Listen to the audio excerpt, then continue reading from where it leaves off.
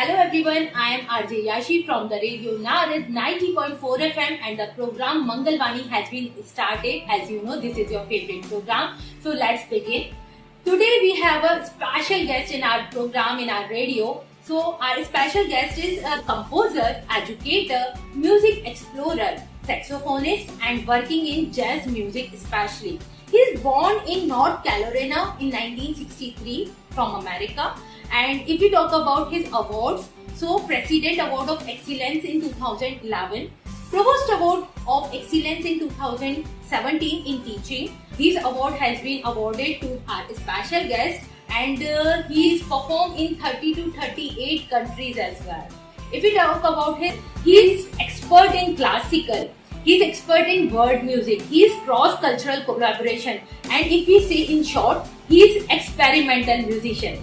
And if we say about his education background, he is bachelorate, master's and doctorate in Sangeet, jazz and composition. Yeah, in the middle of us, we are welcoming Benjamin Boone sir. So, very welcome in Radio Narad 90.4 FM.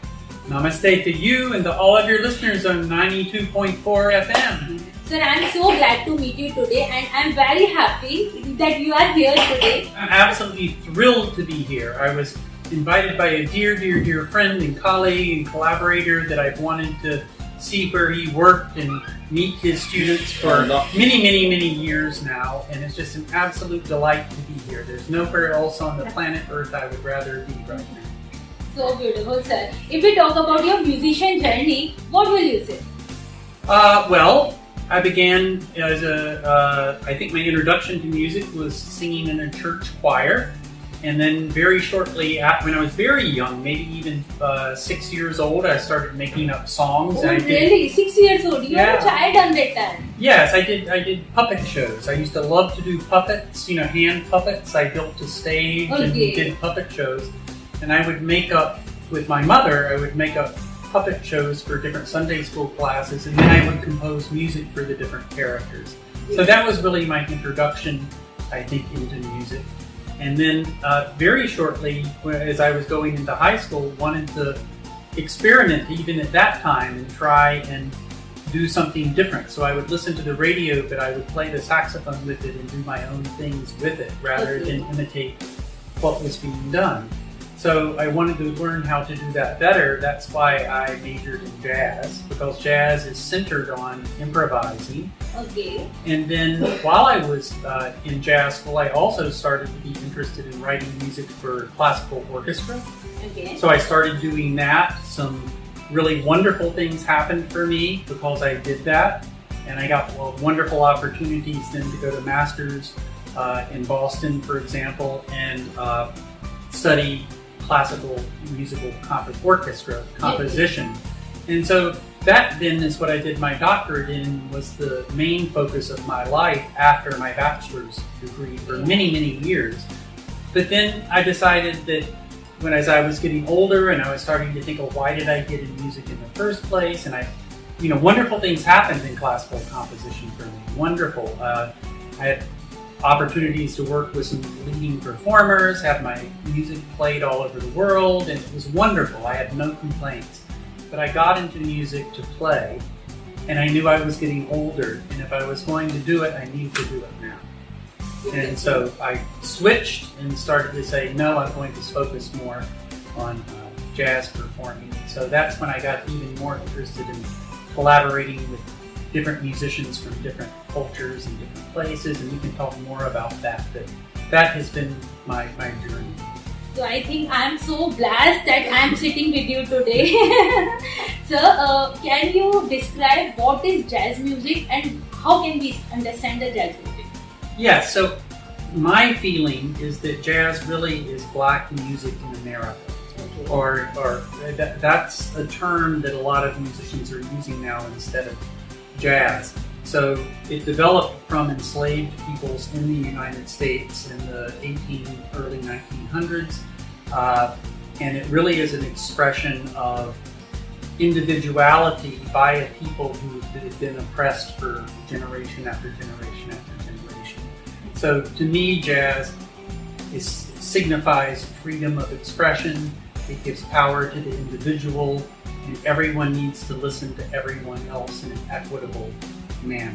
So it really is an improvisatory-based music. You might hear a melody, but then the job of the musicians is to try and make something new out of that melody and the harmonic structure. So that's what struck me about the music. Okay, so we can say that jazz music is cover all the feelings of the human, right? Well, all is a big word. You're a journalist, so I can't say all, but I can say that of the musics that I'm aware of, it has one of the largest opportunities for individual personal expression of anything I know of, but I have I'm very humble and I'm very limited, and there's a lot going on in the world that I don't know about. But that is what drew me to it, is that I could be me more in that music than I could be in other. Okay, so let's begin for the next question. So how would you define the concept of cultural communication through the music? Well, first of all, every culture is different. Okay.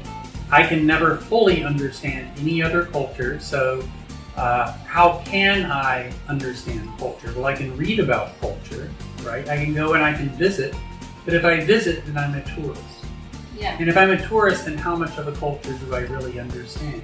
Not very much, right? I know a lot of people who go to other countries and they're there for 2 weeks and they're just going to the tourist sites, and then they think they understand the culture, but they don't, right? So for me, if I'm going to visit another country, I like to be with people who are working and not be a tourist, but be someone who's doing something associated with the culture. And I feel like I learn more about the culture by being in that position than by being a tourist. So I have found music to be a way, through communicating with someone else from another culture, to understand them as a person and a human being and that culture, that if I interact with them in a musical way where we're working on something together, we're trying to create something new, we're respecting what each other are bringing, because they're going to have skills that I don't have, I'm going to have skills they don't have, and what we need to do is we need to come together and see how we can communicate through music and communicate peace, love, understanding, acceptance, and also that an acknowledgement that we never can fully understand each other. But I think that through music, we can understand each other on a very deep level, and particularly, for example, I don't speak Hindi at all, right?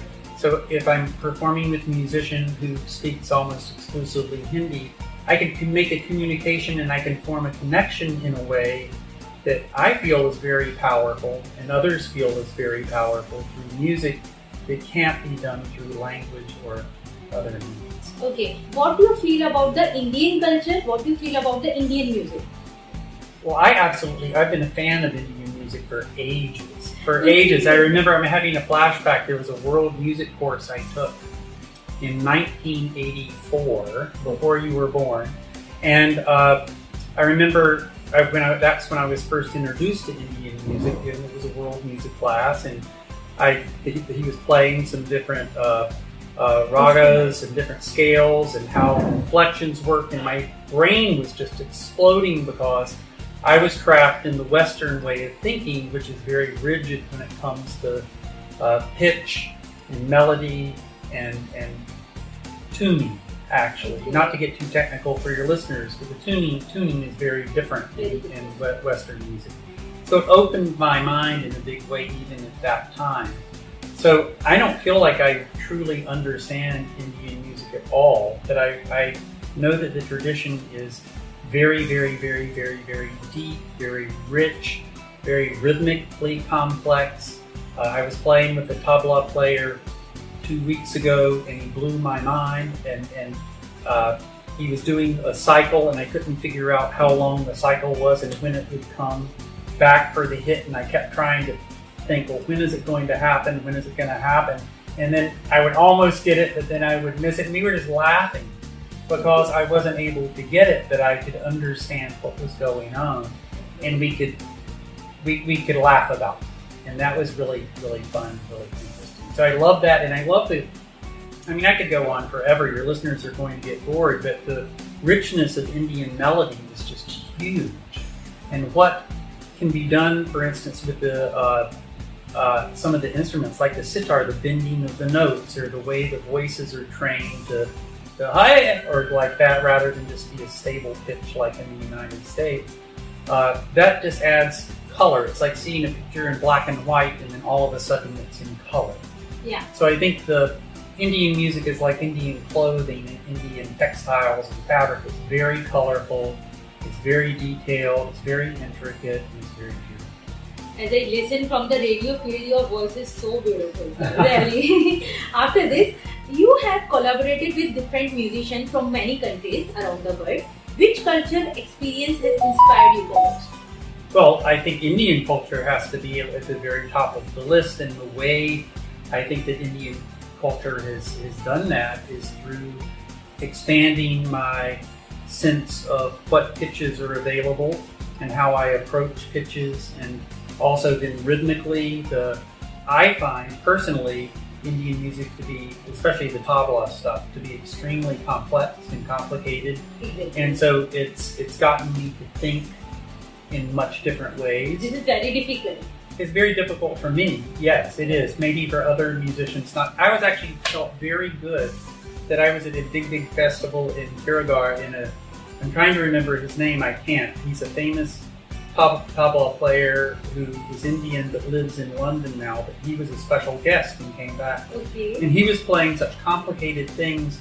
Another tabla player was on stage so that the harmonium player, if the harmonium player got off, he would start clapping the beat for the harmonium player, who was also an expert harmonium player.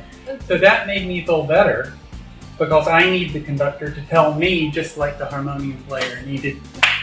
So I thought that was really funny that it was so complex, even another Indian musician was getting confused. Yeah, I thought it was fun. It was great. Definitely, sir. Then after this, you are often combine poetry and jazz. How did this unique fusion idea came to you? Yes, it actually was not my idea. There's a very famous poet that lived in my city. He won the biggest national awards that you can win in the United States. His name is Philip Levine, and his poetry is beautiful, by the way. I absolutely love it. And I was a fan of his. And then a group was doing a fundraiser for a film festival, and they asked us to both perform together. And so we collaborated and came together. People loved the concert. People said, "Oh, you need to do more of this." He was getting very old, and so we decided we would make an album. That album did extraordinarily well, not only in the United States, but was performed all over the world. And it was really something. It was very special and meaningful. My brother is an English professor, and I've studied the pitch of speech, and that helps me understand poets and poetry. So once I recorded that, and it did so well, many poets started to ask me to work with them and to record with them. And I've always loved literature, and so it's been a delight for me not to just do a straight song, but to try and understand a poem and then see if I, through music, can show deeper understanding by having music with it. In other words, my concept is a poem can be beautiful when you read it. A poem can be beautiful when you speak it. But how, if you speak it with music, and you feel it, can that music give the listener a deeper sense of what that poem is about, and the underlying emotional feeling, than if it was just read? That's my goal. Okay. And so I think in many, I think the ones on the album I accomplished that. So I'm very proud of that. Okay, so did you want to mention any Indian singer name whom you love the way of singing? Yes, well, there's, and I'd have to look up on my phone the correct name, but the singer goes by Vari. And they're an Indian, a female Indian vocalist who is collaborating with the main leader of one of my favorite fusion bands, which is Snarky Puppy. And they have come together to work together, and the album that they have is one of the coolest albums that I've ever heard. And I heard an interview where he was talking about how they collaborated in their method. And they brought in some of the most famous, Bella Fleck is one of the most famous mandolin players in the world. Yeah, he's a great musician. Yeah, and I think there are other, you know Bella Fleck? I my God, he's amazing. And so he's on the album. They brought in all of these superstars of world music. And she's the person leading all of this. And that, I can look up and I can tell your listeners her name later, but it's just, she's amazing, and she's on my playlist when I'm in the car. I listen to that all the time. She's amazing. Okay, let's complete it with the last question. What message would you like to give our young musicians and our young students, our viewers, our listeners? What message would you like to give them? Well, I think one thing that I have learned from my experiences is that it's very, very easy when you are confronted with something new and different. Like it can be a music genre, like maybe you love, I don't know, whatever kind of music you love. Maybe you love Bollywood music, right? Yeah. But then maybe someone else likes K-pop, okay?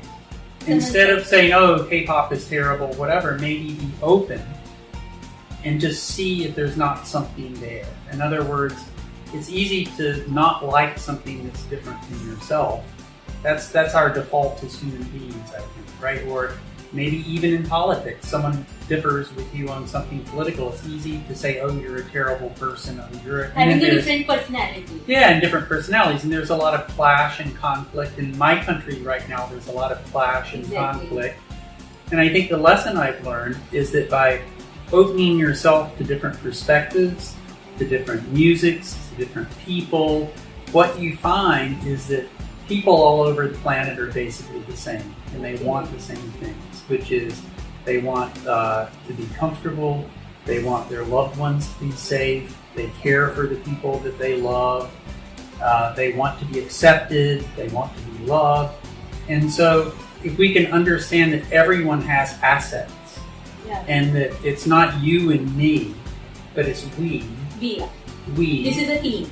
Yes, that's my theme, and I think that music is one way I try to do that. But it's frightening. I'm terrified, like, for example, to play today because I'm playing with some people I've never played with before. Yeah. And that's terrifying. So I could say, no, I'm just going to do it with, the people I know and be comfortable. But it's only when we allow ourselves to be uncomfortable that we grow. And so a lot of my life I've been very uncomfortable and afraid, but that's because I'm trying new things. I'm trying to experience new things so that I can be a better human being. Definitely, sir. And everyone learned this thing, that being a better human being is the best thing in their life. As I thought. Okay, today you are in Mangalwani University. Would you like to give any message to Mangalwani University's teachers, faculties, students, and anyone? You seem to have an absolutely wonderful university. I'm a believer in universities and higher education. I think it's one of the best things we can do to learn and to grow and to be challenged. And so I hope you know that by being part of the university community, it's a very special, sacred community that we need to respect and honor and finance and and all of that, right? So I admire everyone who's a part of the coming together to learn. Definitely, sir. Thank you so much to connect with Radio Narad. Thank you so much to join us. Thank you so much for giving different types of information about the music and everything you give us. Thank you so much. Thank you, sir. So this is our special guest, Benjamin Boone, sir, from USA, and he gives different type of information. He gives a beautiful learning message, and I think everyone learned to learn. Thank you so much for giving us your time. Thank you so much for joining us. Thank you. We will meet you for the next special guest with the next program. Thank you so much.